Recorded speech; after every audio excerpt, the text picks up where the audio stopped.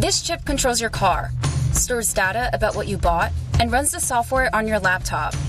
These chips have come to power our lives, and only a handful of fabrication plants or fabs in the world have the know-how and infrastructure to make them. So most of the chips are produced outside of the US, like at this fab in Singapore. To build a fab is a big investment. And now the world is running out of chips because companies can't make them fast enough. When order really flooding in, we had to turn on every single piece of machine that we can find in the factory. The pandemic rattled supply chains and led to a surge in demand for electronics when people were stuck at home. While a perfect storm of natural disasters, a fire at one of the world's leading auto chip makers, and the ongoing US-China trade war disrupted the production and distribution of semiconductors. This shortage has affected whether you can drive a Jeep off the lot or buy a new PlayStation 5. We visit one of the world's largest contract chip makers to see the complex process and why there's no quick fix to the supply crunch. Chip usually takes about 2 to 3 months to make. Daniel Rajkumar is a manufacturing manager at one of the fabs at Global Foundries. The American company is the third largest contract chip manufacturer in the world. Companies like Intel, AMD, and Bosch give some of their circuitry designs to Global Foundries. And then its fabs like this one in Singapore manufacture the chips. Once we finish the fabrication of the circuitry, it has to go for testing, it has to go for repackaging. Altogether, it could take as much as 6 months before a chip is ready to go into your tech. This long process starts here, at the center of the fab called the clean room. Before going into the clean room, we need to gown up. Because chips can be as small as a fingernail and crammed with billions of components, they have to be handled with great care. Any form of dust that falls onto the wafers, it will cause the chip to be defected. And then now we are able to go in through the air shower. Okay? Global Foundries says this clean room is 1,000 times cleaner than an operating room. And it also takes up a lot of space. 2 football field, that's how big it is. We have about 700 to 800 machines. It's also yellow in here because chips are sensitive to UV rays, and this lighting has none of that. This is always the first step. The starter material for any chip is here in this room. These super thin discs are called wafers and made from silicon. Eventually, one of these will produce about 1,000 to 1,500 individual chips. But before it does, the wafer is placed in a special container. We have the raw silicon. We are now trying to register this material and transfer it into our wafer carrier. Each carrier can hold up to 25 wafers, and there are about 4,000 of these moving around the facility at one time.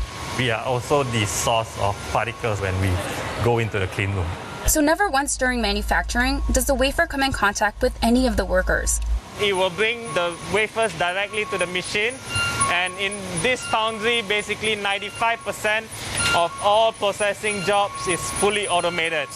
These raw wafers are cleaned before starting a process that Rajkumar describes as similar to making layered cake. The main function of a diffusion furnace is basically to grow layers of oxide or to dab a nitride onto the silicon. That creates a protective coating. Next is a layer that makes the wafer light sensitive, so it's ready for one of the most important steps called lithography. This is the most expensive module in any wafer foundry. The number of lithography machine will define how many wafers you can produce in a month or a year. One lithography machine can cost anywhere between $25 million to over $100 million. And that's because it's responsible for adding layers of the circuitry, basically electronic components like transistors and diodes, that allow the chips to eventually store data or run apps. What I'm holding here is basically a pattern design of a circuitry. Inside this pink box is a photomask, which is like a glass stencil, and clients send these directly to Global Foundries. The lithography machine blasts UV light through the photomask and prints patterns on the wafer over and over again. The difference between an advanced chip for a 5G smartphone versus one for your credit card comes down to the type of wavelength that's used. Shorter wavelengths mean you can etch finer features and get more performance out of the chips. Some of these transistors are so small that they're measured in nanometers and compared to DNA strands. Once the circuitry pattern is imprinted, the wafer has to be charged. These machines use a lot of energy to produce electrical charge that allows the electrical to flow through the chip and also creates the different type of function for your electrical chips. Rajkumar says many of these steps are repeated hundreds of times before the fabrication is complete. And to get to this point, these orders have to be made at least a year in advance. I have a demo wafers here to another. The finished wafers are tested, then finally sliced into individual chips. One is the small die wafers, which is mainly used for bank cards or chips. And then you have the other one, which is the bigger die wafers, which can go into other kind of applications like computer processing chips or electrical appliances. Global Foundries says its fab in Singapore typically makes about 600,000 wafers a year.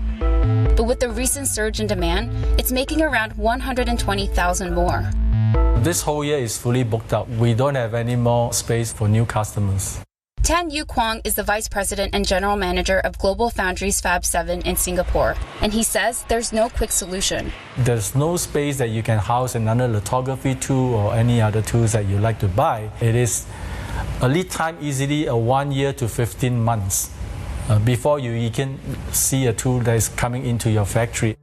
It's not just a backlog of equipment, but Tan says expanding or building a fab from the ground up would require deep investments, more than the $1.4 billion that Global Foundries has already committed to spend this year on expanding its 3 fabs around the world. You easily need to spend 7 billion to 15 billion depending on the size of the factory you want to build, and the technology that you're going to develop can easily take you decades to build the foundations. So to fill as many orders as quickly as possible, the company turned on idle machines and opened this factory control tower.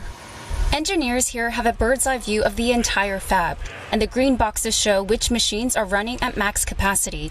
Before this control tower, when there was a problem, engineers had to sort through data and piece together information themselves. Compared to today, just looking at the screen, you already know that this is a piece of machine.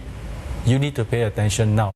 Tan says any time saved is precious, but to truly address the shortage, the company is working more closely with its clients, suppliers, and the government.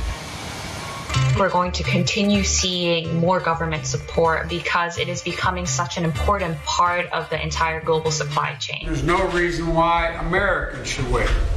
We're investing aggressively in areas like semiconductors and batteries.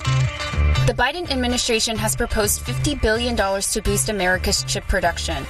That's because while the U.S. is one of the largest semiconductor markets, the majority of the complex and expensive manufacturing happens at a few companies based in China and East Asia. That's because the world's biggest foundry in the world, TSMC, is located in Taiwan. Samsung also has a sizable foundry, as well as some Chinese players. This concentration of fabs means any disruption to the supply chain, like a drought in Taiwan or political tensions with China, can have big ripple effects, especially when global demand is expected to grow by more than 12% this year.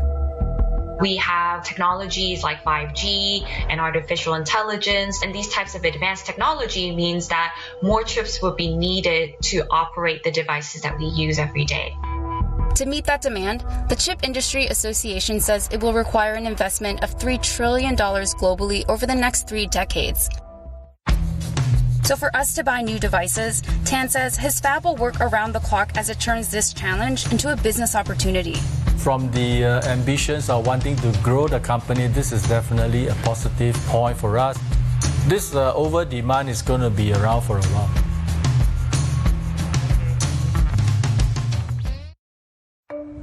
A wave of development is rippling through the windy and sunny parts of the United States.